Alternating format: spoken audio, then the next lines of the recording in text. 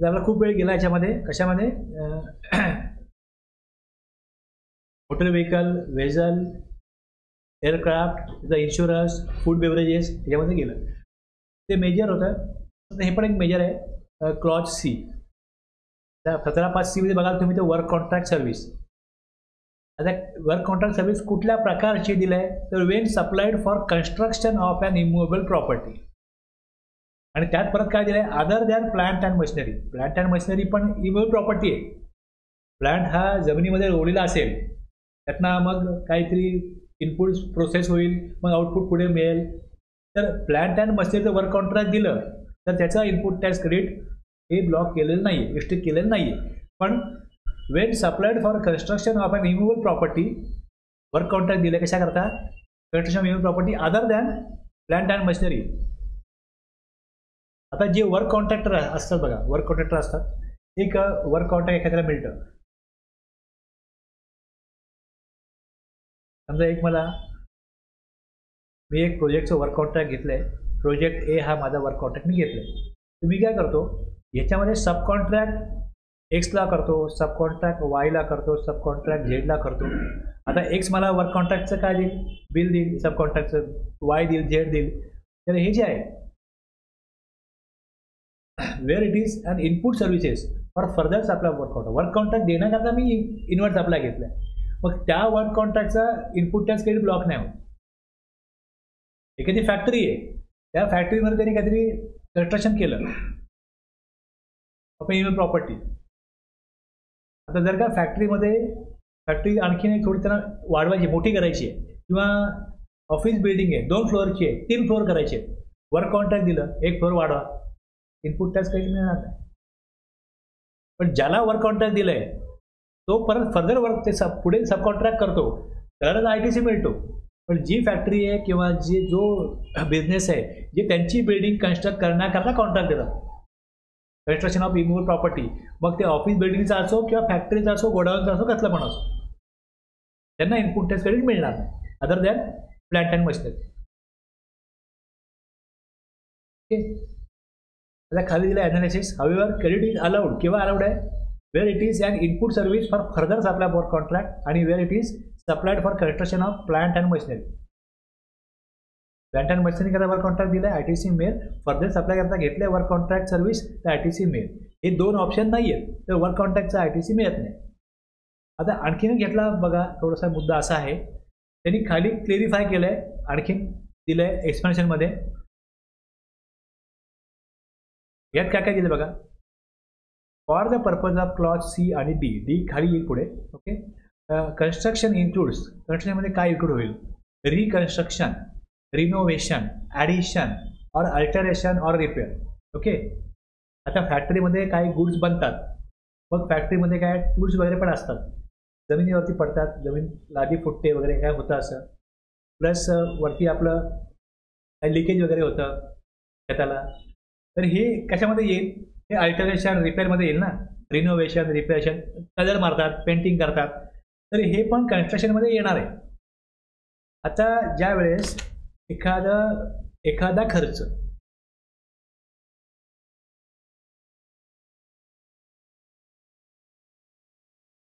आता बिल्डिंग जर का बांधायची, समजा 1 फ्लोअर बांधायचं आहे, 10 करोड खर्च येईल. पण ते जर का जी बिल्डिंग उभी आहे त्यात छोटा मोठा काय असं डॅमेजेस असेल, लिकेज असेल, कलरिंग असेल, हे करायला जर का समजा 10 लाख रुपये खर्च आला. ओके. 10 लाख रुपये खर्च आला. जेव्हा 1 फ्लोअर बांधला जातो तेव्हा त्याचं जे काय व्हॅल्यू आहे जी 10 करोड, ही कुठे जाईल? ही जाईल फिक्स असेटमध्ये. फिक्स असेटमध्ये. ही कॅपिटल गुड्स आहे. पण ज्यावेळेस 10 लाख रुपये, जी 10 करोडची बिल्डिंग आहे, त्याला रिपेअरिंग, लिकेज काढणं, पेंटिंग करणं हा खर्च केला 10 लाखाला, इव्हन 50 लाख जरी आला, दरवर्षी करतोय. मोठी एरिया असेल तर हे दरवर्षी करायला लागणार. पेंटिंग करा, खराब दिसतंय, कुठे ऑइल सांडलंय, साफसफाई करा. हे दर महिन्यात होत असेल, 3 महिन्यात होत असेल, 6 महिन्यात होत असेल, इयरली एकदा होत असेल, पुढच्या वर्षी करायचंच आहे. जर असा कुठला खर्च आहे की जो खर्च रिपीटेडली करायला लागतो, ॲटलिस्ट वर्षी एकदा करायला लागतो, तर ते प्रॉफिट अँड लॉसला रेकॉर्ड होतं. कुठे होतं? प्रॉफिट अँड लॉसला. तो एक्सपेन्स आहे. म्हणजे 10 करोडचं एक त्यांनी फ्लोअर वाढवला, हा पण खर्च आहे, पण तो खर्च प्रॉफिट अँड लॉसला येत नाही. तो काय केला जातो? तो कॅपिटलाइज केला जातो. कॅपिटलाइज म्हणजे आता तुमचं काय झालं, बिल्डिंगमध्ये इन्व्हेस्टमेंट वाढली, बिल्डिंग तुमची 2 मध्ये 3 मध्ये झाली, म्हणजे त्याचे व्हॅल्युएशन कुठे जातं? फिक्स असेटला जातं. पण त्या फिक्स असेटला, फॅक्टरीला किंवा ऑफिसला पेंटिंग करणं, रिपेअरिंग करणं, रिनोव्हेशन करणं, याच्या इंटेरियर वगैरे करणं, हे जे खर्च असतात हे रिपीटेडली करायला लागतात. ॲटली 3 महिन्यांनी, 6 महिन्यांनी, वर्षांनी करायला लागतात. तर जो खर्च परत परत करायला लागतो, वर्षातून ॲटलिस्ट एकदा तरी करावाच लागतो, तर तसे खर्च हे प्रॉफिट अँड लॉस अकाउंटला रेकॉर्ड केले जातात. थोडं कळलं? आता मी वाचतो परत इथलं. काय म्हटले? For the purpose of clause C and D the expression construction includes reconstruction, renovation, addition or alteration or repairs to the extent of capitalisation. Construction कुठलं कन्स्ट्रक्शन रिस्ट्रिक्ट केलं ना वरती, कन्स्ट्रक्शन न्यू प्रॉपर्टी जे कॅपिटलाइज केलंय ते restrict केलंय, हे लक्षात घ्या. पण जर कॅपिटलाइज नाही केलं, इमोबल प्रॉपर्टीवरती तो खर्च कन्स्ट्रक्शन केलं, पण ते कॅपिटलाइज केलं, कन्स्ट्रक्शन ते जे कॅपिटलाइज केलं त्याचा इनपुट टॅक्स क्रेडिट मिळणार नाही. पण जे कॅपिटलाइज नाही होत, जे आम्ही करतो खर्च असा करायला लागतो आम्हाला, तो ITC ब्लॉक होणार नाही. रिपेअर केलं, वर्क कॉन्ट्रॅक्ट दिलं, हे बघा रिपेअर करा, म्हणजे काही असे एक कॉन्ट्रॅक्टर आहेत त्यांना 3 दिवसांनी जसं आपण बिल्डिंगमध्ये बघा कचरा गेला व्यक्ती येतो, तुमचा स्टेअर केस झाडाला व्यक्ती येतो, तर कंपनीने पण ठेवलंय, कॉन्ट्रॅक्ट दिले की इथे येऊन या मशीनला कुठे काय केमिकल लागलं काय लागलं ते काढा. ते 3 दिवसांनी करतात. एक त्यांना वेळ दिलाय, त्या वेळ देऊन ते करतात. काय कन्स्ट्रक्शन आहे त्याच्यामधलं जे म्हणजे हे जे काय अशा गोष्टी आहेत त्याच्यामध्ये, जसं प्लांट अँड मशिनरी आहे तसं तिथे काय डॅमेज होतं सामान नेता जाताना ते दरवेळेला करून घेतात. ते त्यांनी कॉन्टॅक्ट दिले, कुठे काय डॅमेज झालं भिंतीला लगेच येऊन त्याला तुम्ही काय करा, प्लास्टर करा, पेंटिंग करा. आम्हाला सगळं आमचं प्रिव्हियस क्लीन घेतलं पाहिजे. हे छोटे मोठे खर्च आहेत, हे सगळे कुठे आहेत? आता जर आपला विषय फक्त एवढाच आहे कन्स्ट्रक्शन इमोबल प्रॉपर्टी, मग त्यामध्ये काय काय येईल? रिनोव्हेशन, ॲडिशन, अल्टरेशन, रिपेअर हे येईल. कुठले इमोबल प्रॉपर्टीला कुठले रिपेअर केलं जर ते कॅपिटलाइज होत नाही तर त्याचा इनपुट टॅक्स क्रेडिट हा रिस्ट्रिक्शन 17(5) क्लॉज सीचं लागू होत नाही. हे फक्त तुमचं वर्क कॉन्ट्रॅक्ट आहे, ITC ब्लॉक असं होणार नाही. जर ते कॅपिटलाइज, तो खर्च जर कॅपिटलाइज होतो, जर ते असेट म्हणून ते रेकॉर्ड होतो तो खर्च किंवा असेटची व्हॅल्यू वाढते, तर काय होईल? रिस्ट्रिक्शन येईल. पण छोटा मोठा नेहमीच करायला लागतं आम्हाला बिल्डिंग मेंटेन ठेवायची, फॅक्टरी मेंटेन ठेवायची, ऑफिस मेंटेन ठेवायचे, तो खर्च हा करावाच लागतो. तो खर्च रुटीन खर्च आहे, ॲटलिस्ट इयरली एकदा आम्ही करतो. आणखी त्यामध्ये बट एक्सक्लूड्स, यातनं एक्सक्लूड काय केलं? इथे म्हटलं ITC on work contract service construction of telecommunication tower would be block. Telecommunication tower आहेत ना, हे काय दिलंय इथे म्हटलंय की प्लांट अँड मशिनरी काय आहे हे एक्सप्लेनेशन दिलंय, हे या क्लॉजच्या खाली आहे. आणि हे एक्सप्लेनेशन जे आहे हे तुम्ही ते काढून बघा.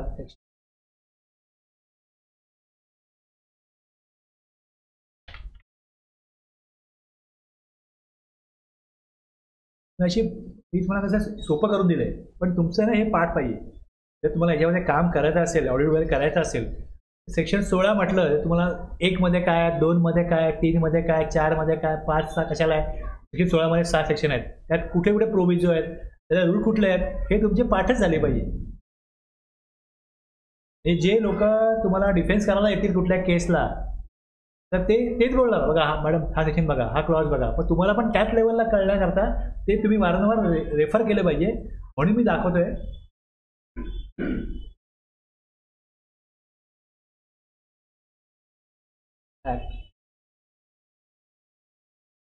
सेक्शन 17 काढला,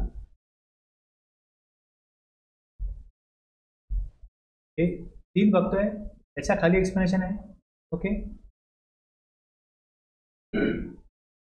17 हां. मग पुढे 5ला गेलो. 5ला आता आपण काय बघतो यामध्ये सी बघतो.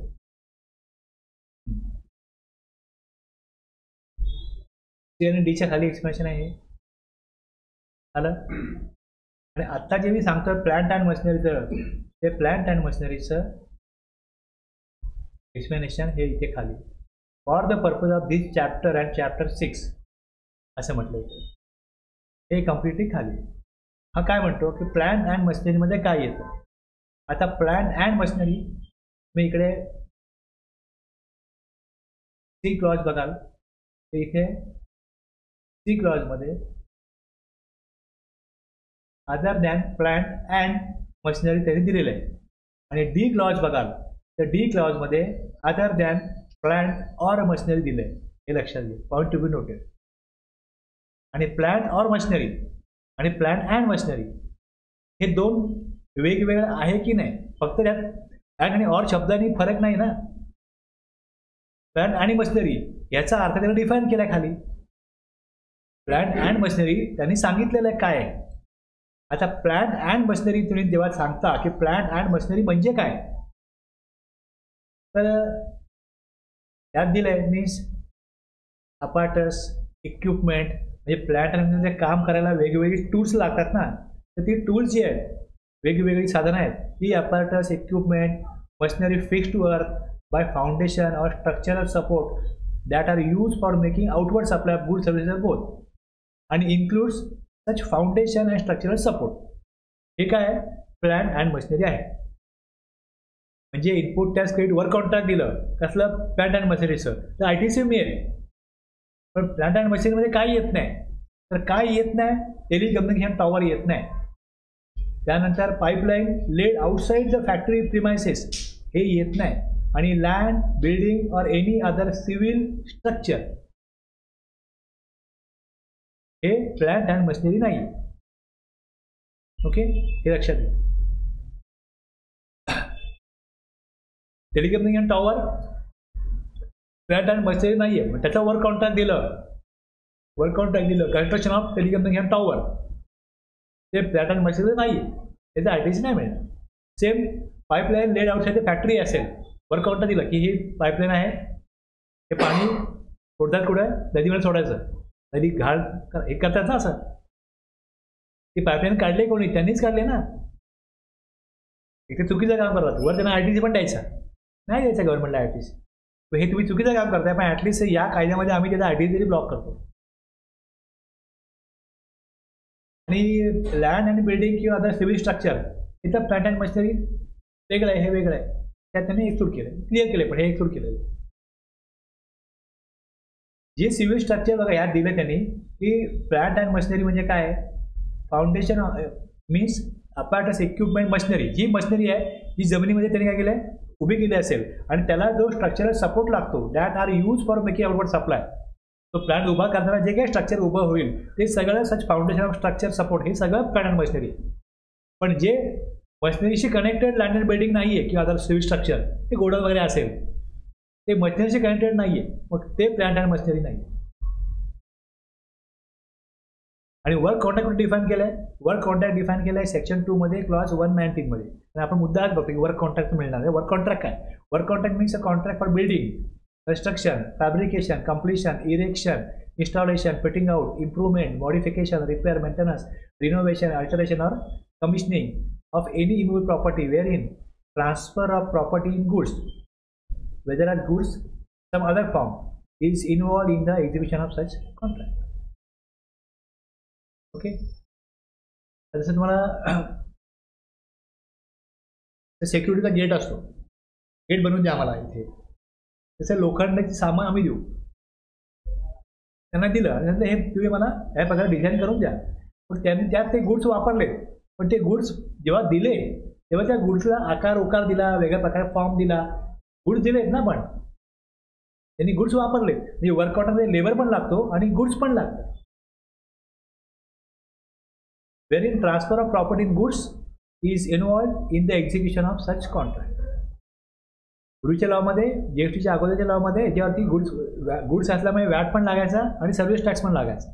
पण आता ह्या काळात काय म्हटलंय की वर्क कॉन्ट्रॅक्ट ही सर्व्हिस आहे. पण त्यांना डिफाईन केलं की वर्क कॉन्ट्रॅक्टमध्ये काय काय येईल.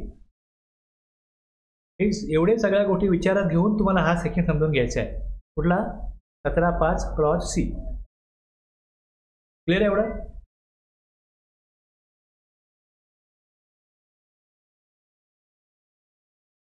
त्या डी मध्ये काय झालं की वर्क कॉन्ट्रॅक्ट द्यायचं नाही. गुड्स पाहिजेत ना, गुड्स वेगळे मागवा. कन्स्ट्रक्शन करायचे आहे, टाईल्स वेगळ्या मागवा, सिमेंट मागवा, स्टील आयरॉन काय जे पाहिजे सगळं वेगळं मागवा. Good services or both received by taxable person for कशाकरता गुड्स मागवले?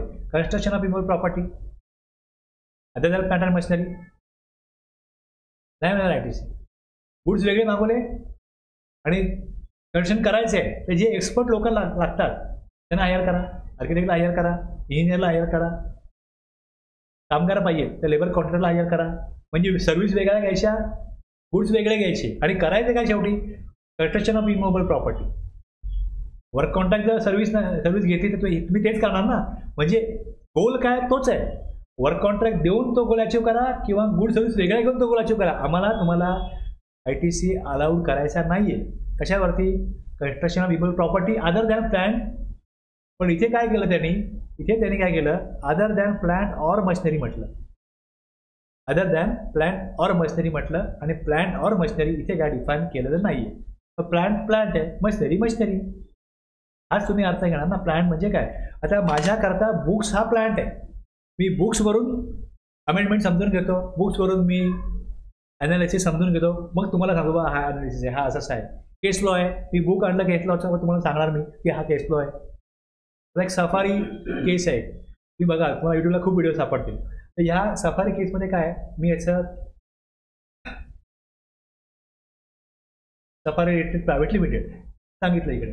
Safari case law on input tax credit on plant and machine हे दिलं याला मी. तर यांनी काय दिलं इकडे बघा background. Safari retreats private limited engage in construction shopping mall बनवणार ते. शॉपिंग मॉल बनवणार कोण? Safari retreats private limited. आणि त्या शॉपिंग मॉलमध्ये लिझिंग वेगवेगळी शॉप्स आहेत ती भाड्याने देणार. लक्षात.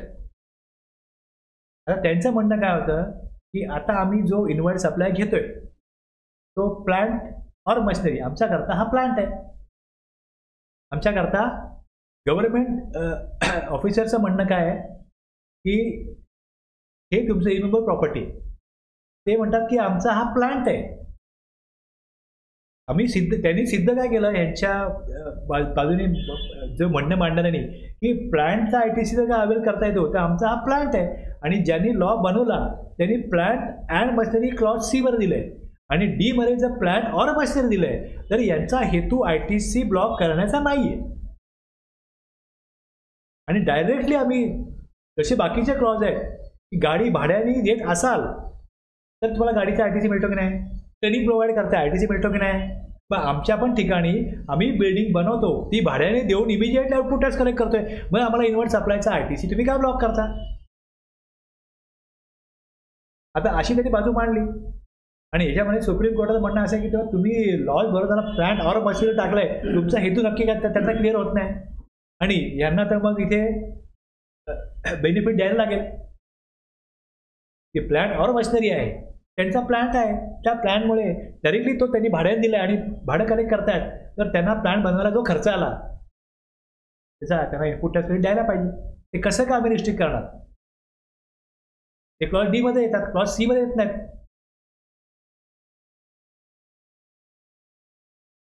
C असतात गोष्ट वेगळी. D मध्ये त्यांनी प्लॅन ऑर मशिनरी, C मध्ये प्लॅन अँड मशिनरी आहे जो खाली डिफाईन केलाय आणि D मध्ये प्लॅन ऑर मशिनरी म्हटलंय. तो उद्देशच तो आहे की जर का ते स्वतःहून बनवत असतील आणि भाड्याने देत असतील तर त्यांना ITC द्यायचा आहे असा एकंदरीत मानस दिसतो law मेकरचा, law बनवणाराचा.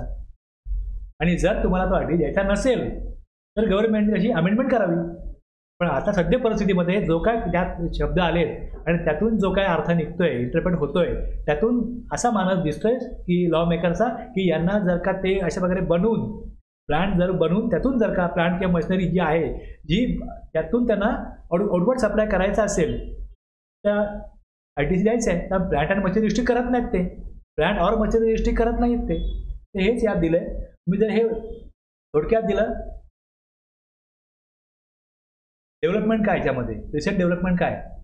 While the Supreme Court judgment in the Safari Retreats case provides a basis of claiming ITC on the construction expenses, काय म्हटलं, construction expenses for properties intended for leasing or उद्देश काय, intended for leasing or renting businesses should stay informed about potential legislative changes that may impact this eligibility.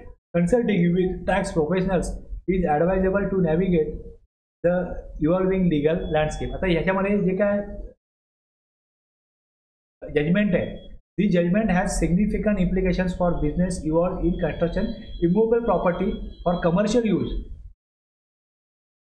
Entities construction properties for leasing or renting may be eligible. काय म्हटलं, may be eligible to claim ITC or related construction expenses provides the constructed property qualifies as plant.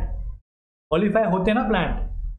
म्हणजे त्यांच्या वकिलांनी हेच सिद्ध केलं की ही immovable property असली तरी हा प्लांट आहे आणि प्लांटचा ITC अवेल करायला तिथे मुभा आहे.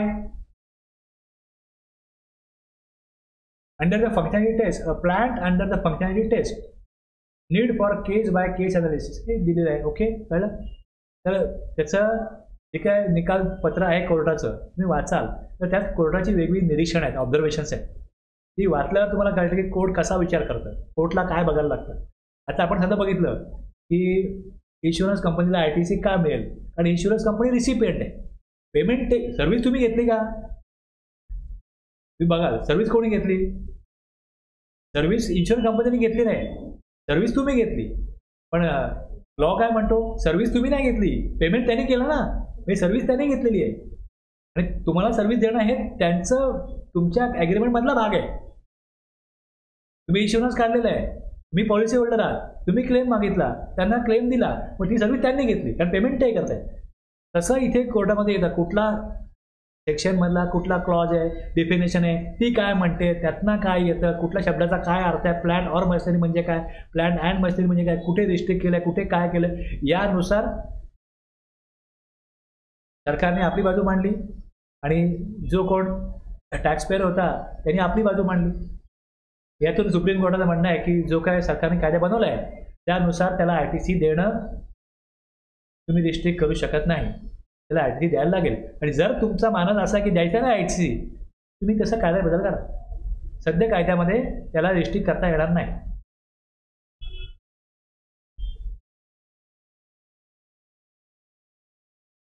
बरेच तुम्हाला व्हिडिओ सापडतील, तुम्ही कुठे ह्याला जाऊन सर्च केला यूट्यूबला की सफारी रिट्रीटचा काय केसचा लॉ आहे, खूप लोकांनी त्यावरती, त्यामुळे ते लढत होते ना, ते लढत होते की याच्यात बेसिसवर की आमचा प्लांट आहे. त्यांचा मुद्दा हाच आहे की प्लांट आहे, म्हणजे तुम्ही सिद्ध करा की प्लांट आहे. जिकडे हा क्लॉज ज्यांना हा D क्लॉज लागू होईल त्यांना एवढंच प्रूव्ह करायचं आहे की तो त्यांचा प्लांट आहे आणि त्यात ते यशस्वी झालेले आहे की आम्ही प्लांट दाखवण्यात यशस्वी झालेलो आहोत. प्लांट म्हणजे काय असतं की याच्यामुळे आमचं काम चालतं, बुक्स माझा प्लांट आहे ना.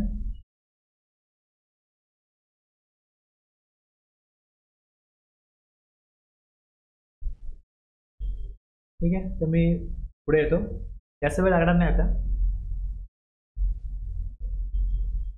Goods or services, input and input services or both received from a composition dealer.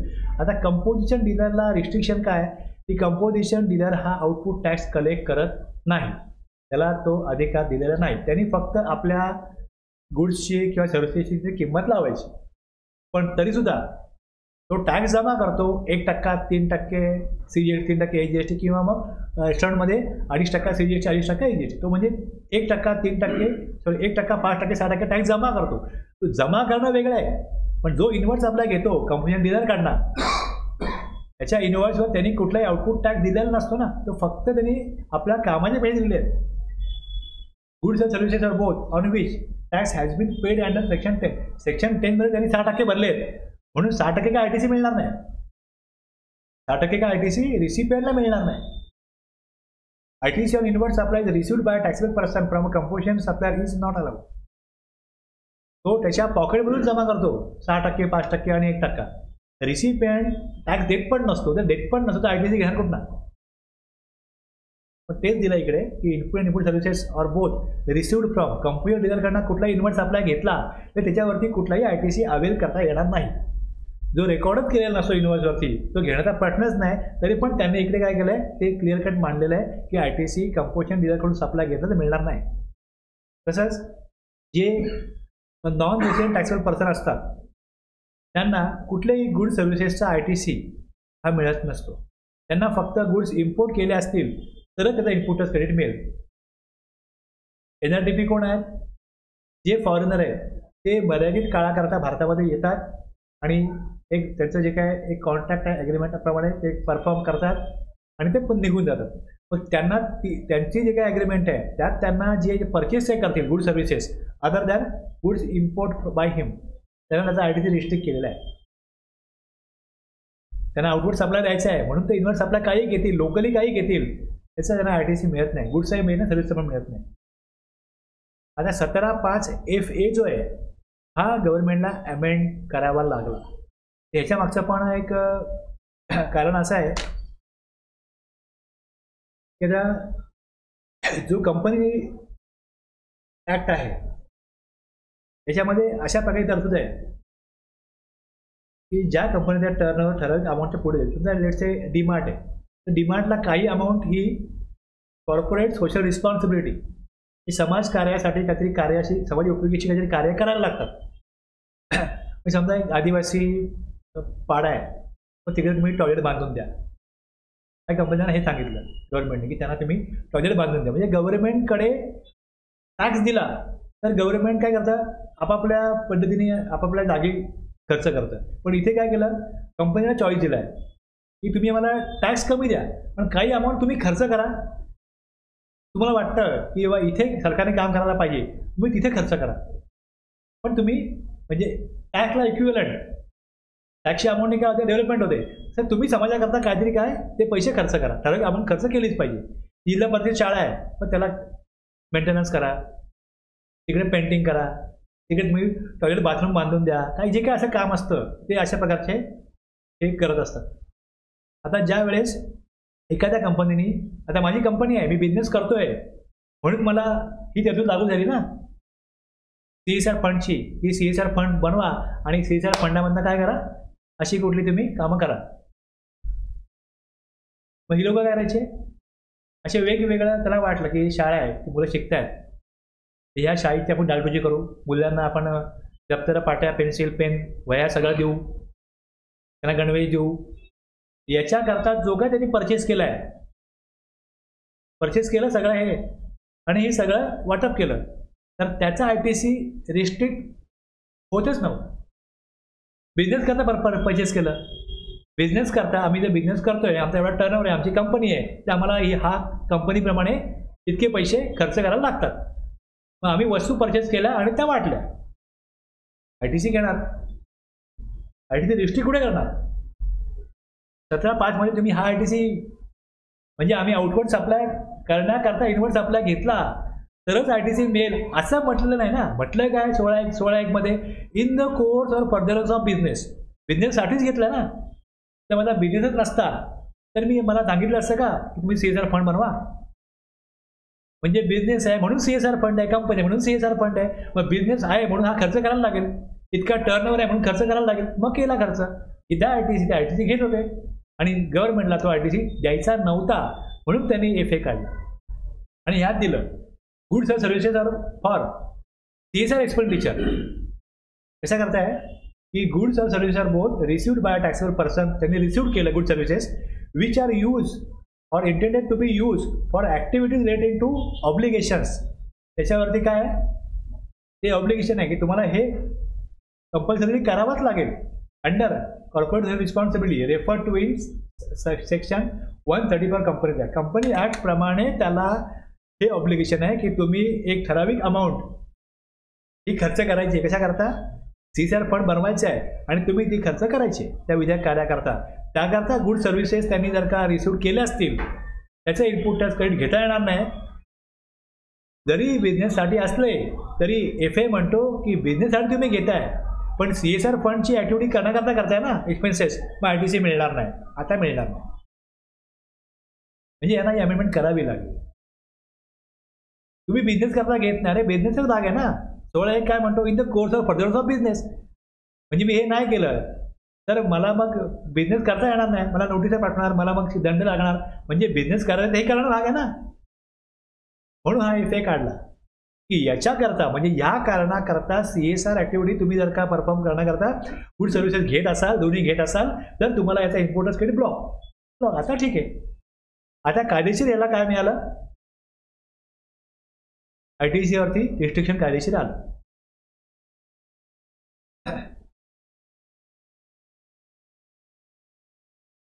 Personal consumption. आता ज्या माणसाचं ग्रोसरी स्टोर आहे तो का आपल्या घरातल्या कामाकरता बाहेरून सामान विकायला येईल, तो तेच वापरणार ना. जर त्यांनी ते स्वतःकरता वापरलं, इथं मोबाईलचा शॉप आहे, जे बायकोला मोबाईल पाहिजे, मुलाला पाहिजे, जर गुड सर्व्हिसेस दोन्ही रिसिव्ह केले आणि यूज केले पर्सनल, ITC तिथं घ्यायचा नाही. ITC घेतला आणि गुड्स कोणाला फ्री ऑफ चार्ज जरी दिले, Section 15 प्रमाणे व्हॅल्युएशन होईल. मग त्यात मग कोणाला दिले गुड्स, मग ते लागू होईल. लीडेड पर्सन आहे, डिस्टिंग पर्सन आहे, मग व्हॅल्यू किती आहे तुम्ही फ्री द्या, तुम्हाला तिकडे व्हॅल्युएशन 15 प्रमाणे होईल, त्या रूलप्रमाणे होईल आणि तेवढा टॅक्स देणं लागेल. बेटर ITC घेऊ नका. ITC घेतला नाही तर संपला, विषय संपला.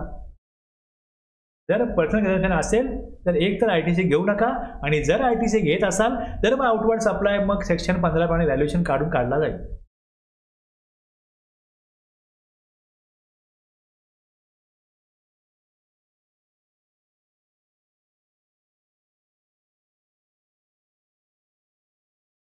हे हेडिंग चेंज करायचं राहिलं. आता बघा, goods lost, stolen, destroyed, written off. कुठल्याही प्रकारे जे गुड्स परचेस केले ते टॅक्स कलेक्ट करून देऊ शकले नाही. गव्हर्नमेंट ITC काय देतो की तुम्ही आउटपुट टॅक्स देता ना, म्हणून तुम्हाला इनपुट टॅक्स क्रेडिट आहे. तुम्ही म्हणाल गुड्स लॉस झाली, हरवले, जर ऑडिट करायला गेला स्टॉक मॅच होत नाही, स्टॉक मॅच होत नाही, विचारलं हे कुठे आहे, स्टॉक मॅच नाही, गुड कुठे गेले, ते बोले हरवले. मग ITC रिव्हर्स केलाय काय? जेवढा तुमचा स्टॉक डिफरन्स आहे तेवढा तुम्ही ITC घेतला कसा काय? लक्षात आलं? तर जर हे तुम्ही प्रिंटआउट काढून आणाल, एखाद्याचं एकदा ऑडिट झालं असेल ना तर त्याला कळतं काय काय क्युरी देतात, ते सगळं मॅनेज तुम्हाला करून देणार. स्टॉक मॅच आहे, सगळं मॅच आहे. गुड्स राईट ऑफ म्हणजे तर मला हिशोबच सापडत नाही त्या गुड्सचा, तर त्याची बुक एंट्री करून टाकतात की हे गुड्स डॅमेज झाले, काय झालं, तेवढे गुड्स कमी करून टाकायचे, एक एंट्री मारून टाकायची, मग स्टॉक मॅच आहे. तर यापुढे आपलं आपण मेंटेन करू, मॅनेज करू. आता स्टॉकमध्ये किती एवढंच आहे, म्हणजे ॲक्च्युअलमध्ये फिजिकल स्टॉक कमी आहे, सिस्टममध्ये जसं दाखवतोय. तर डिफरन्शियल जो आहे ना तो तिकडे एक एंट्री करून टाकायची की ते गुड्स तेवढे सापडत नाहीये, राईट ऑफ करून टाका. आणि यापुढे काय करा, तुम्ही प्रॉपर मेंटेन करा. अशा वेळेस गुड्स डिफरन्स काय, हरवले, चोरीला गेले, डिस्ट्रॉय झाले, राईट ऑफ झाले, डॅमेज झाले, जे काय झालं असेल, गिफ्ट दिले कोणाला, फ्री सॅम्पल दिले, गुड्स गेले. जर कोणाला फ्री सॅम्पल दिली, गिफ्ट दिले, तर मग त्या गुड्सचा पण ITC ला गेलं पाहिजे. आउटपुट टॅक्समध्ये कुठलेही गुड्स आहेत त्यातनं आउटपुट टॅक्स कलेक्ट होत नाही, आणि जर का ते इनवर्ड सप्लाय घेतलाय त्याचा ITC घेता कामा नाही. एवढंच आहे. ज्यामध्ये काय, एनी टॅक्स पेड. आता जे Section 74 in respect of any period up to financial year 24-23. आता पुढे 24-25 पासून काय येतोय, 74 हेच लागू होतोय. आणि पहिले काय व्हायचं, टॅक्स तुम्ही 150% भरा, 200% म्हणजे दुप्पट भरा, दीडपट भरा, तो टॅक्स भरायला लावायचे. पण जर का Section 74 मध्ये कुठला टॅक्स भरलाय ठराविक प्रमाणामध्ये, तर त्या टॅक्सचा इनपुट टॅक्स घेतल्याचा उपयोग काय, डबल टॅक्स भरून घेऊन. पण नंतर त्यांनी लॉची भाषा चेंज केली आणि तिकडे पेनल्टी भरायला लावली. पेनल्टीचं तर क्रेडिट मिळत नाही ना, त्यामुळे टॅक्स पेडच्या इथे पेनल्टी पेड ITC मिळत नाही. पहिले काय होतं, टॅक्स जो देणं आहे जर फ्रॉड केस झाली तर टॅक्स तुम्ही डबल भरा. पण टॅक्स डबल भरला तर ITC घेणार ना, तो भरलेला ITC घेणार. इन्व्हर्ट सप्लाय त्याचा कुठेतरी दाखवलं नाही, त्यांनी काहीतरी गडबड आहे, EV बिल नाही बनवलं, अशा केसमध्ये आता टॅक्स भरून घेतला जात नाही तर त्याला पेनल्टी लावली जाते. तो पेनल्टी त्याला ITC मिळत नाही. त्यामुळे ती भाषा बदलली आहे. त्यामुळे इकडे जोपर्यंत 74 आहे तोपर्यंत हे वाचा आणि त्यानंतर पुढे काय होईल हे लागू, म्हणजे हा क्लॉज लागू असेल कधीपर्यंत, period up to financial year 23-24, 24-25, 25-74 हेच लागू होते. आणि त्यामध्ये जी काय एक्स्ट्रा अमाऊंट घ्यायची आहे ती पेनल्टीमध्येच घ्यायची, त्यामुळे याची गरजच नाही पडणार. हा आय का ठेवला होता? टॅक्स पे केला, कशामुळे? ॲक्च्युली त्यांनी तरतूद फॉलो नाही केली म्हणून डबल टॅक्स पे केला. डबल टॅक्स पे केला, 74 मध्ये पे केला तर ITC मिळणार नाही, कारण तो टॅक्स पे करत होता. आता टॅक्स पेच करून घेतला जात नाही, आता त्याकडनं पेनल्टी पे करून घेतली जाते. त्यामुळे आता हे 74 मध्ये याची गरज पडणार नाही. 23-24 पर्यंत हे राहू दे, हाय तर राहू दे, नंतर हे संपलं. 74 हे पुढे 73 आणि 74 याचा एकत्रित तरतूद 74 मध्ये आहे, ही ॲप्लिकेबल आहे 1 एप्रिल 2024 पासून. कळलं एवढं? आता याच्यात तुम्ही बघाल, तुम्हाला खाली एक दिलेलं आहे इल्युस्ट्रेशन. जे काय तुम्ही आता तुम्हाला समजलं असेल तर तुम्हाला तुमचं स्वतःला तुम्हाला किती कळलंय याची तुम्ही स्वतः टेस्ट करायची. किंवा हे एक तुम्ही जेव्हा ऑडिटला जाल तुमच्या समोर येईल की हे एक ट्रान्झॅक्शन आहे, मग ह्याच्यामध्ये किती रुपये आले ते एवढे आले. हे दुसरं ट्रान्झॅक्शन आहे, किती रुपये आले ह्याच्यामधनं हे आले. तुम्ही जेव्हा काही वाचाल, समजून घ्याल, तेव्हा तुम्ही त्यातनं सारांश काय काढाल ते याच प्रकारे काढाल ना, की सिमेंट आणि अदर गुड्स यूज. आणि वरती पण मी तुम्हाला तिकडे C&Dचं एकत्रित एक्झाम्पल होतं, त्यातले काय सोडलेत ना मी, ते पण तुम्हाला बघायचे आहेत. हे सगळं बघितलं, हे सगळं वाचलं, खाली मग दिलंय कुठला ITC घेता येणार आहे आणि कुठला घेता येणार नाही. मग हे टेस्ट करताय.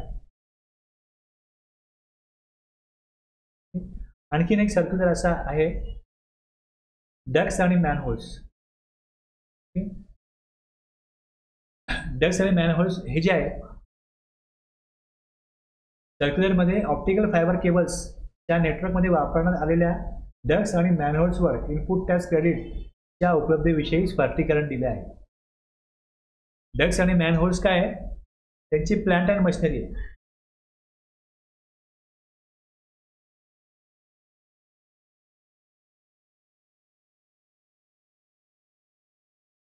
कन्स्ट्रक्शन इमूव्हेबल प्रॉपर्टीमध्ये काय म्हटलंय? एक्सक्लुडिंग प्लांट अँड मशिनरी म्हटलंय. ओके, आणि जी प्लांट अँड मशिनरी एक्सक्लूड केले त्यात हे येत नाही. यांचं काम जे आहे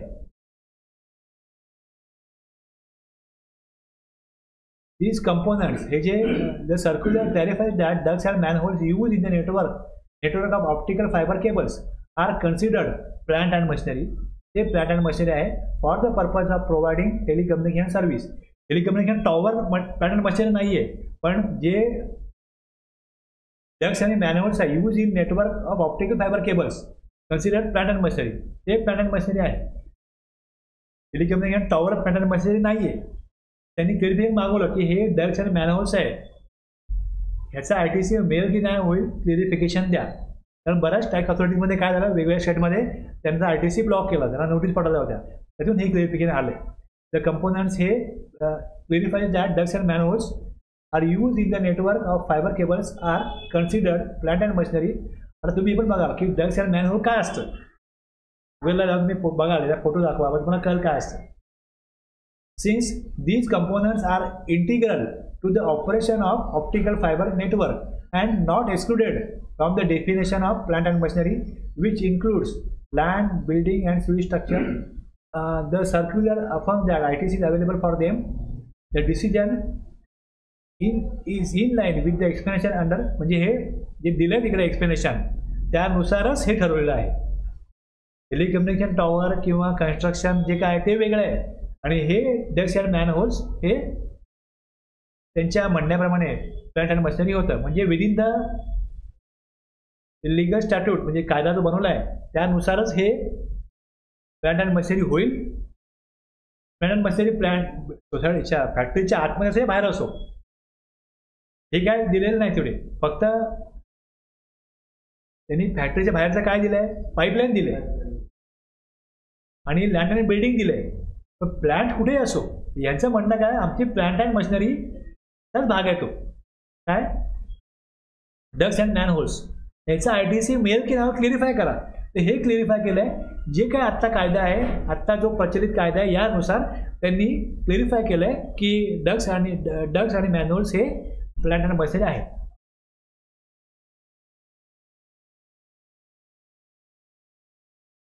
ठीक आहे. आता याच्या इथपर्यंत काय झालं ना. आता ज्या वेळेस तुम्ही 17 सेक्शनमधला 17.5 मेजर आहे, तुम्ही पहिला घेतला. 17.1, 2, 3, 4 बँकिंगसाठी आहे आणि 6 जो आहे हा प्रिस्क्राईब द मॅनर. 1 आणि 2 मध्ये ITCची वाटणी करायला सांगितले. जर तुम्ही इन्व्हर्ट सप्लाय घेतलाय, तो यूज केलाय बिझनेस पर्पज आणि नॉन बिझनेस पर्पज, तुम्ही यूज केलाय टॅक्सेबल एक्झाम, मग त्याची वाटणी कशी करायची, त्या करायला रूल बनवण्याची पॉवर इथे दिले. 5 आपण घेतलाय, इथे मी 5 सोडलाय, तो अगोदर घेतलाय ब्लॉक क्रेडिट. आणि ह्याच्या खाली एक्सप्रेशन आहे, ह्याच्यामध्ये हे एक्सक्लूड केलंय, हे दिलंय आणि प्लांट अँड मशिनरी कशाला म्हणतात ते दिलंय. 17.1 ला याल. 17.1 मध्ये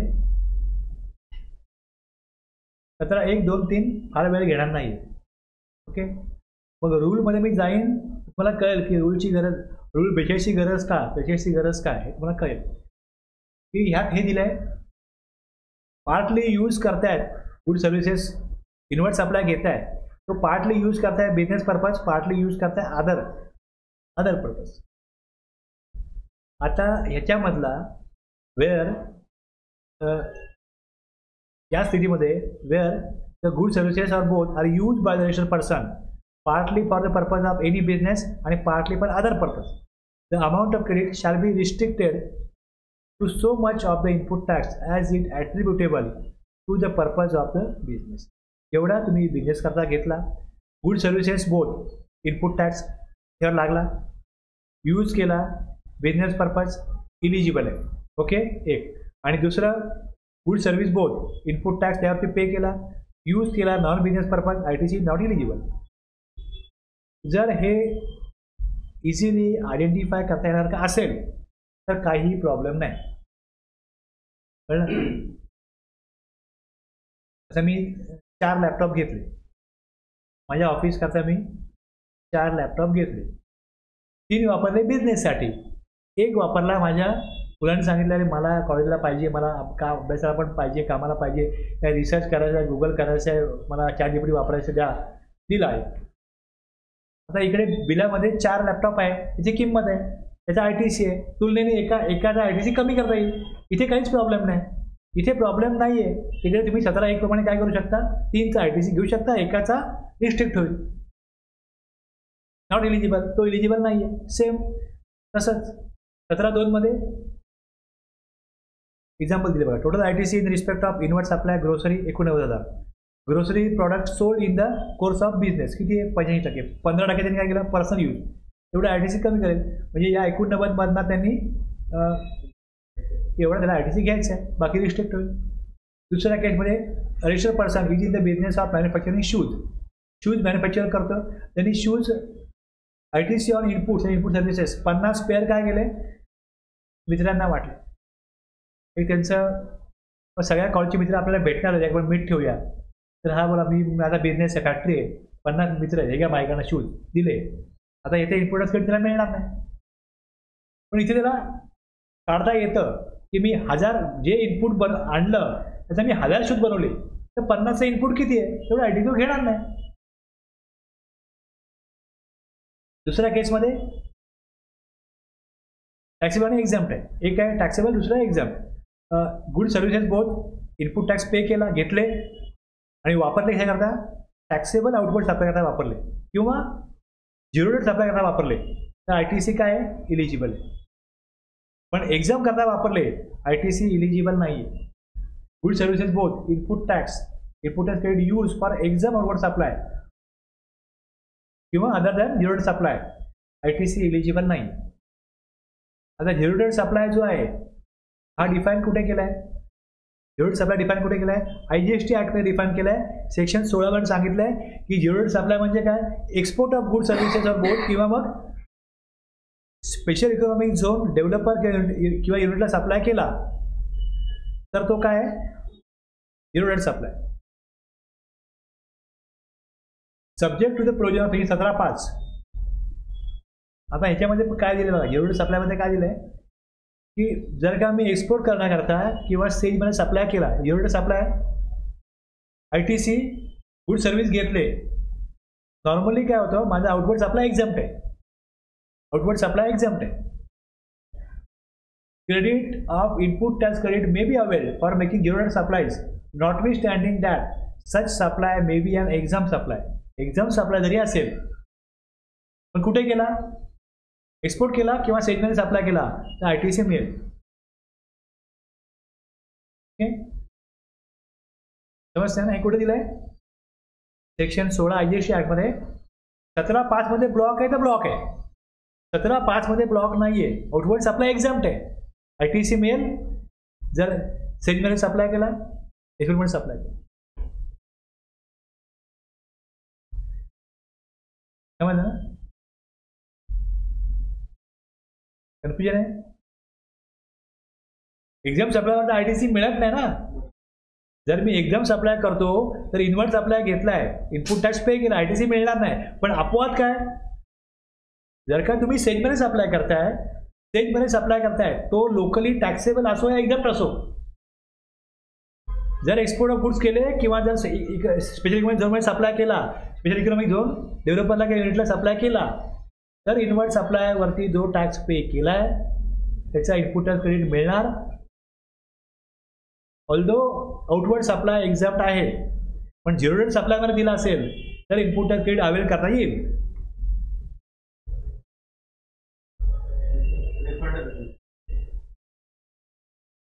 नाही, कसं होतं बघा, मी जर का लोकली पण सप्लाय करतो आणि सेलमध्ये पण सप्लाय करतो तर त्याचा मी सेटअप घेईन ना लोकली.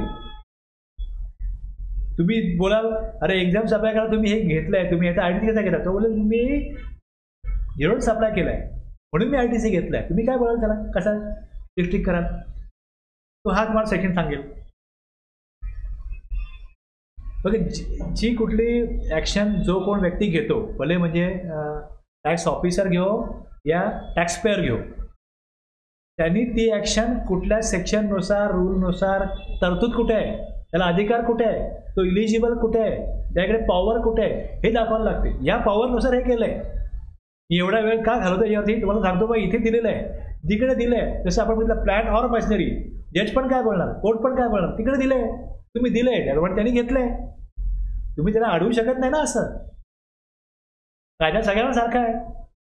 तुम्हाला जर का द्यायचं आहे ना ITC, तुम्ही कायदा बदल करा.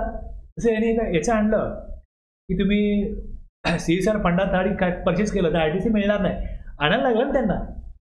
तो क्लॉज टाकायला लागला, तिकडे टाकून घ्या. तुम्हाला रिस्ट्रिक्ट करायचं आहे की जरी त्यांनी हे बनवलं, इकडे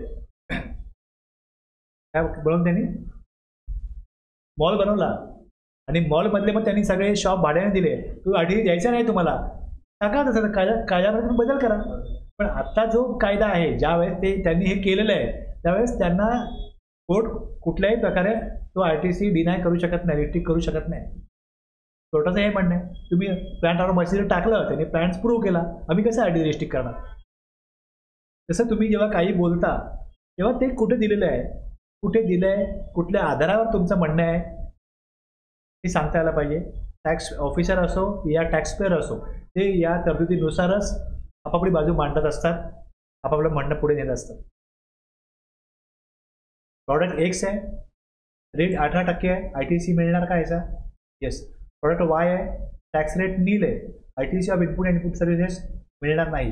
पण तेच प्रॉडक्ट Z आहे, रेट नील आहे पण एक्सपोर्ट केलं, ITC मिळेल. येस. 17(1) आणि 17(2) याप्रमाणे तुम्हाला हे तुम्हाला हे कळतं की गुड सर्व्हिसेस दोन्ही असो, इनपुट टॅक्सेस यूज केले, पेड केले, टॅक्सेबल सप्लाय करता ITC मिळेल, डिरोडेड सप्लाय करता ITC मिळेल, पण नॉन बिझनेस पर्पज किंवा एक्झाम सप्लाय असेल तरच ITC रिस्ट्रिक्ट होतो. एक 17% रिस्ट्रिक्ट होतो आणि दुसरं 17(1) आणि 17(2) मध्ये जर आउटवर्ड सप्लाय मध्ये एक्झाम सप्लाय असेल किंवा मग आउटवर्ड सप्लाय जे काही इनवर्ड सप्लाय घेतला ते त्यांनी नॉन बिझनेस पर्पज यूज केलं असेल तर मग त्याला ITC मिळणार नाही. आणि असंही 17(5) मध्ये बघितलं आपण की जर पर्सनली कन्झम्पशन घेतलं असेल कुठल्याही गुड्सचं तर ITC मिळणार नाही. ते पण तुम्हाला क्रॉस रेफरन्स बिल्डिंग मिळते ना तिकडे. नॉन बिझनेसचा अर्थ काय, स्वतः करता यूज केले, इथे नॉन बिझनेस किंवा पर्सनल कन्झम्पशन दोन्ही प्रकारे काय म्हटलंय, इनपुट टॅक्स कडे घेता येणार नाही. आता एक्झाम सप्लाय मध्ये काय काय येईल, काय होतं, तुम्ही आता ज्या वेळेस हे वेगळं काढू शकत नाही.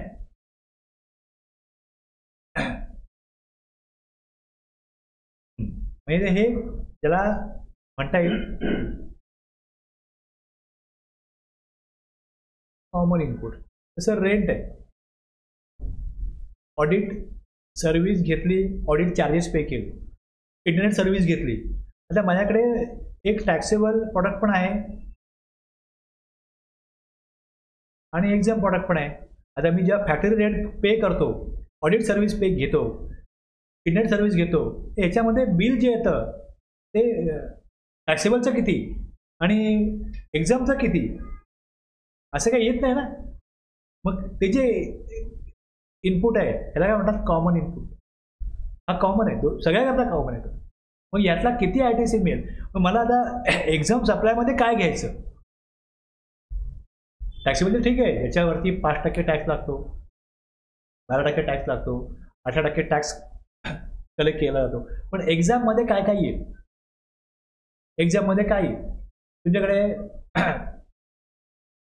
सिक्युरिटी शेअर असतील विकले, लँड बिल्डिंग एखादं शॉप आहे विकलं, हे कशामध्ये, हे रोज रोज नाही होत पण झालं कधी, कशामध्ये येईल हे पण क्लिअर पाहिजे ना. त्यांनी एक्झाम सप्लायमध्ये काय दिलं की एक्झाम सप्लायमध्ये काय काय येईल. माझा काय बिझनेस नाही आहे की शॉप विकणं, माझा बिझनेस नाही आहे सिक्युरिटी विकणं, पण आता मी इन्व्हेस्टमेंट केली आहे. इन्व्हेस्टमेंटचं मला कळतं की यातनं मला नुकसान होतं आहे की मला आता बेनिफिट घ्यायचा आहे, फायदा घ्यायचा आहे, पैशाची गरज आहे, इन्व्हेस्ट केलेले सिक्युरिटीज विकल्या, पैसे आले ना बाहेर ना. मग हे एक्झाम सप्लायमध्ये काय घ्यायचं. टॅक्सेबलला प्रॉब्लेम नाही आहे की टॅक्सेबलमध्ये टॅक्स कलेक्ट करतो, टॅक्सेबल आहे, पण इतर काय गोष्टी विकतोय यातून टॅक्स येतो किंवा येत नाही, तर काय करायचं. The value of exempt supply 17(3) inclusion in exam supply for the purpose of 17(2) मध्ये जेव्हा तुम्हाला एक्झाम सप्लाय काढायचा आहे ना त्यावेळेस त्यांनी दिला की तुम्ही एक्झाम सप्लाय कसा कॅल्क्युलेट करायचा. The value of exempt supply under subsection 2 shall be such as may be prescribed. इथे रूल दिला जाईल आणि शॅल इन्क्लूड, काय इन्क्लूड मध्ये, supplies on which the recipient is liable to pay tax on the reverse charge. मी असा supply करतो जेव्हा ते रिसिपियंट टॅक्स भरतोय, त्यामध्ये आउटपुट सप्लाय आहे ना, ॲक्च्युली टॅक्सेबल आहे पण टॅक्स सप्लायर कलेक्ट नाही करत, रिसिपियंट भरतोय. ती व्हॅल्यू तुम्ही काय करा, एक्झाम सप्लायमध्ये इन्क्लूड करा. तसंच ट्रान्झॅक्शन इन सिक्युरिटीज आणि सेल ऑफ लँड, आणि सेल ऑफ लँड कसं, सेल ऑफ लँड ऑलवेज येईल, आणि बिल्डिंग कसं येईल, बिल्डिंग CC आली आहे किंवा आलेली नाही. Sale of building when entire consideration is received after completion of certificate, okay, किंवा ऑक्युपेशन जे काय असेल. शेड्यूल 2 पॅराग्राफ 5 क्लॉज B बघा, CC आल्यानंतर मग ते शेड्यूल 3 मध्ये जातं ना. म्हणजे शेड्यूल 3 मधला सप्लाय लँड बिल्डिंग एकदम सप्लायमध्ये. आता हे घ्या, सिक्युरिटीज मी घेतली विकली, लाखोची सिक्युरिटी विकल्या, करोडच्या विकल्या. माझा बिझनेस लाखोमध्ये आणि सिक्युरिटीची व्हॅल्यू एकूण काढली तर करोडमध्ये जाईल, खूप मोठी व्हॅल्यू येईल ना. तर मग किती व्हॅल्यू घ्यायची.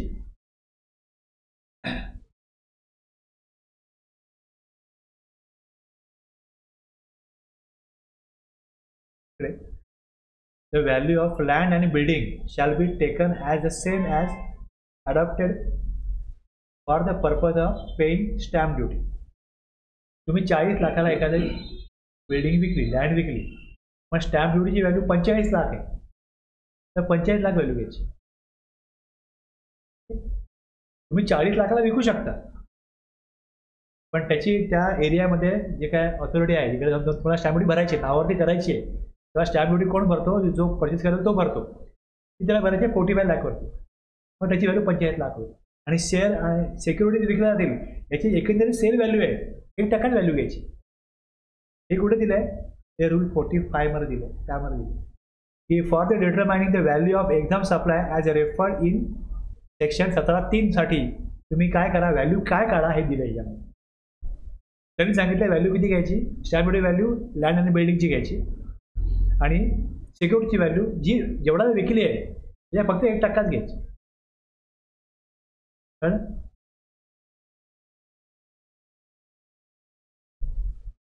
ते तुम्ही सगळं वाचाल तर यातून तुम्हाला काय कळतं की याच्यामधनं जेव्हा एक्झाम सप्लाय आपण काढतो कसा, की एक्झाम सप्लाय मिनिंग दिलं आहे क्लॉज 47 मध्ये सेक्शन 2 मध्ये, की याचा नील रेट आहे. सेक्शन 11 CGST ॲक्ट आणि सेक्शन 6 आहे ना IGST ॲक्टमधला, जे एक्झाम सप्लायवरती येतं. IGST मध्ये exam supply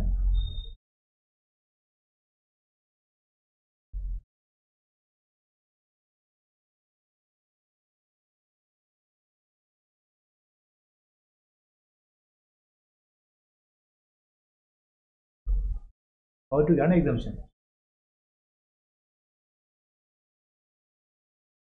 supply Holy exam from tax. Notification जे काढलं त्यात जे एक्झाम केलं ते, आणि मग नॉन टॅक्सेबल सप्लाय म्हणजे अल्कोहोल आणि पेट्रोलियम प्रोडक्ट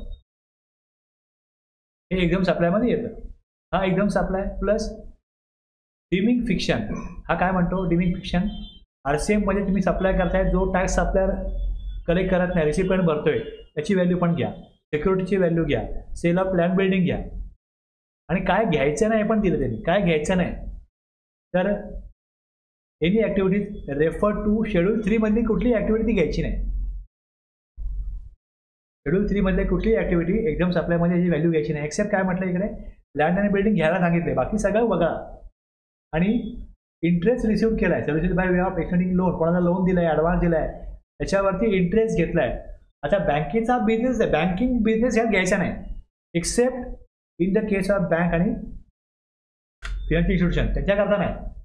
तर बिझनेस तो इंटरेस्ट कलेक्ट करणं. इतर सगळ्यांकरता, इतर टॅक्स पेअर करता, की तुम्ही कोणाला पैसे दिलेत आणि त्याचा तुम्हाला काय मिळाला? इंटरेस्ट मिळाला, त्याचं कन्सिडरेशन, तर ते एक्झाम सप्लायमध्ये घ्यायचं. इंटरेस्टवरती इंटरेस्ट इन्कम एक्झाम्प्ट आहे, पण ते एक्झाममध्ये घ्यायचं नाही.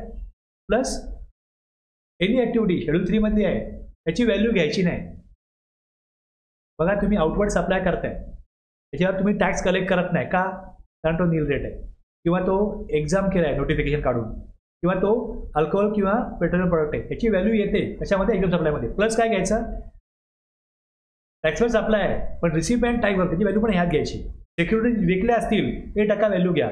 लँड अँड बिल्डिंग विकली असेल, स्टॅम्प ड्युटी जेवढी भरली परचेस करणाऱ्यांनी ती व्हॅल्यू घ्या, आणि इंटरेस्ट इन्कम घेऊ नका. आणि शेड्यूल 3 मध्ये कुठली काही त्यात सर्व्हिस दिली, व्हॅल्यू पैसे आले नाही घ्यायची. अशा प्रकारे एक्झाम सप्लाय काढायचं. 17(3) हे सांगतो एक्झाम सप्लायमध्ये काय येईल. मला वाटणी करायची आहे ना, टॅक्सेबल एवढा आणि एक्झाम एवढा, तर एकंदरीत जेवढे पैसे आलेत यायला पाहिजेत त्याची व्हॅल्यू तुम्ही काढायला जाल, सरसकट नाही काढायची. अशा प्रकारे काढायची व्हॅल्यू एक्झाम सप्लायमध्ये काय येईल हे यात दिलेलं आहे.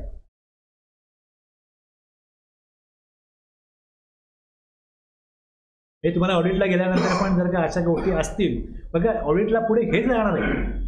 बाकी सगळे ऑटोकॉपेड होतं, बऱ्याचशा गोष्टी ऑटोकॉपेड होतात, त्यात काय बदलता येणारच नाही. त्यांनी तिकडे डॅशबोर्ड दिला आहे, तुम्ही इन्व्हर्ट सप्लाय तुमचा नाही आहे, रिजेक्ट करा. रिजेक्ट केलं पाहिजे. तुम्ही ॲक्सेप्ट कसा केला? तुम्ही तिकडे त्यांना विचारला की तुम्ही हे तुम्ही दिसतंय हे परचेस केलं आहे, तुम्ही याला पेमेंट कधी केलं? पेमेंट त्याला केलंच आहे, कारण आपला सप्लायच नव्हता, मग रिजेक्ट का नाही केलं? हे प्रश्न पुढे येणार ना आता. म्हणजे एक एक ट्रान्झॅक्शन, एक एक इनवॉइस व्हेरीफाय करायला सांगितलं जातो की तुम्ही हा व्हॅलिडेट करा तुमचा सप्लाय आहे की नाही. मग जो सप्लाय घेतलाय तो सप्लाय घेतलाय 17(5) रिस्ट्रिक्ट होतो का? 17.1 मध्ये 17.2 मध्ये हे सगळं पुढे बघत मी पुढे जाणार. जे सोपं आहे, जे इझी आहे, जे सगळ्यांना कळतं, त्यात काय क्वेरी काढायचं काम नाही. जे सगळ्यांना कळत नाही आणि ज्याच्यावरती क्वेरी कोण विचारत नाही तिथले टॅक्स चोरी चालू राहते. एकदा का त्या एरियामध्ये नोटिसेस यायला लागल्या तर मग लोक काळजी घ्यायला लागतात. थांबूया इथे. मी एक बॅकग्राऊंड सेट केलाय. रूल 42 त्याच्यात पुढे घ्यायचा आहे मला. त्याकरता हे एक्झाम्स अप्लाय त्याच्यामध्ये वाटणीच करायची आहे. रूल 42 मध्ये त्याच्यामध्ये वाटणी करायची आहे की एक्झाम्स अप्लाय किती आहे. तुम्ही जेव्हा कॉमन क्रेडिट वाटायचं कसं हे बघायला जाल त्यावेळेस तुम्हाला एक्झाम्स अप्लाय कसा काढायचा याविषयी तुम्हाला 17.3 मध्ये दिलंय. आणि पुढे बघा, इथे पण बघाल की for the purpose of rule 42-43 exams apply मध्ये काय घ्यायचं काय नाही घ्यायचं हे तिथे पण दिले परत. म्हणजे एक्झाम्स अप्लाय हा कळीचा मुद्दा आहे. एक्झाम्स अप्लायमध्ये नॉर्मली 17.3 प्रमाणे काय येईल आणि रूल 42 त्याच्यावर जेव्हा विचार करू आपण तेव्हा रूल 43 हे एक्सप्लेनेशन दिलं आहे. Exams apply exclusion explanation 1 to rule 43. बाकी फार गुंतागुंत नाही आहे. गुंतागुंत एवढीच आहे की एक्झाम सप्लायमध्ये काय येईल हे क्लिअर पाहिजे. आता हां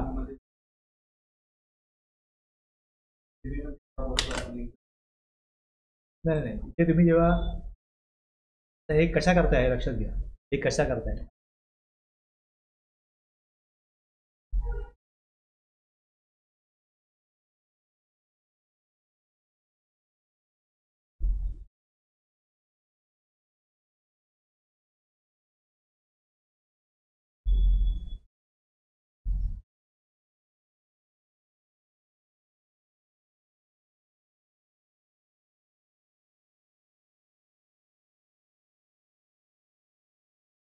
तुम्ही जे कॉमन क्रेडिट बोलता, कॉमन क्रेडिटमधनं ITC रिव्हर्स करायला लागेल ज्यावेळेस म्हणजे तुमचा 3B आहे.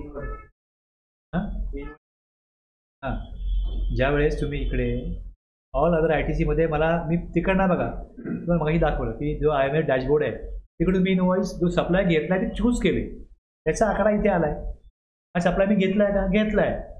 पण आता मला ITC रिव्हर्स B जो त्यात दिलेला आहे त्याच्यामध्ये ॲज पर रूल 38-42-43 आता मला रूल 42 जर लागू होत असेल तर मला त्यामध्ये टॅक्सेबल सप्लाय किती आणि एक्झाम सप्लाय किती याच्यानुसार रूल 42ला फॉर्म्युला दिलेला आहे. त्या फॉर्म्युल्यामध्ये मी टाकतो की माझा एकूण सप्लाय किती, एकूण ITC किती, त्यातला किती ITC टॅक्सेबलला मिळेल, किती एक्झाम होईल याचं मी कॅल्क्युलेशन करीन. पण एक्झाम सप्लाय कॅल्क्युलेट कसा करायचा हे एक 17.2 करा दिलं आहे. रूल 42-43 करता कसा एक्झाम सप्लाय काढायचा. टॅक्सेबलला गुंतगुंतच नाही आहे. टॅक्स ज्याच्यावरती कलेक्ट होतो जो HSN कोड दिला आहे किंवा सर्व्हिस दिली आहे इतका टॅक्स घ्यायचा आहे तो टॅक्सेबल आहे. पण एक्झाम तुम्ही कसा काढायचा. एक्झाम करायला जो नियम दिला आहे जे मॅनर दिलं आहे अशा प्रकारे एक्झाम काढा. मग त्यानुसार मी एक्झाम कॅल्क्युलेट करेन. तर माझ्याकडे एक आकडा येईल एकूण टर्नओव्हर एवढा आहे त्याचा टॅक्सेबल एवढा आहे एक्झाम एवढा आहे आणि त्यातून मला काय करायचं आहे या 42 मध्ये किती रिव्हर्स होईल. म्हणजे इकडे वरती माझे 263 आहेत. जर मी इथे 800 टाकले तर यातनं 800 कमी होणार आहेत. 800 का कमी होणार आहेत तर रूल 42 प्रमाणे मी फॉर्म्युला वापरून इतका ITC घेऊ शकत नाही. तो मी काय करतोय रिव्हर्स करतोय. 17.5 संपूर्ण रिव्हर्स होईल पण 42 मध्ये काय होईल पार्शियली रिव्हर्स होईल. ते पार्शियली कॅल्क्युलेशन करण्याकरता तो रूल दिला आहे 42 आणि त्याच्यामध्ये तुमच्याकडे मेन इनपुट काय पाहिजे की एक्झाम सप्लायची व्हॅल्यू पाहिजे आणि ती कशी कॅल्क्युलेट करायची. 17.2 साठी ते वेगळं आहे. रूल 42 साठी कशी कॅल्क्युलेट करायची ते वेगळं आहे आणि नॉर्मली आपण म्हणतो एक्झाम सप्लाय ते वेगळं आहे. हे लक्षात घ्या. तुमच्या मी माइंडसेटमध्ये काय टाकतोय की एक्झाम सप्लाय आपण नॉर्मली जेव्हा म्हणतो त्यावेळेस तुम्हाला फक्त ही क्लॉज 247 बघायचं आहे आणि 17.3 करता तुम्ही जेव्हा बघताय तो म्हणतो 17.2 करता एक्झाम सप्लाय कसा आहे. त्यावेळेला मग आणखीन विचार करायचा आहे आणि रूल 42 करता एक्झाम सप्लाय कसा कॅल्क्युलेट करायचा हे आणखीन वेगळं आहे. ओके इकडे दिलाय रूल 42च्या खाली कसा काढायचा एक्झाम सप्लाय.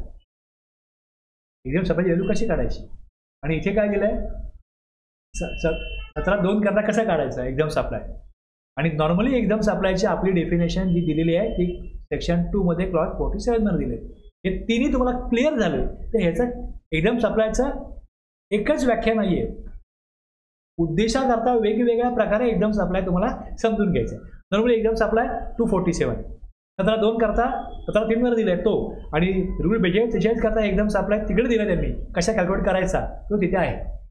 क्लिअर करा माइंडसेटमध्ये की एक्झाम सप्लाय कशाला म्हणतात वेगवेगळ्या परिस्थितीमध्ये. हे मला का सांगण्याची गरज आहे, हे क्लिअर असेल तर तुम्हाला पुढे रूल 42ला त्रास होणार नाही, समजायला सोपं जाईल. उद्या मी हे घेईन, पहिले सिंपल आहे बँकेचं हे घेईन आणि त्यानंतर मग मी पुढे जाऊन रूल 17(6) मध्ये रूल 42 येतात त्यानुसार ते सांगेन. थांबूया.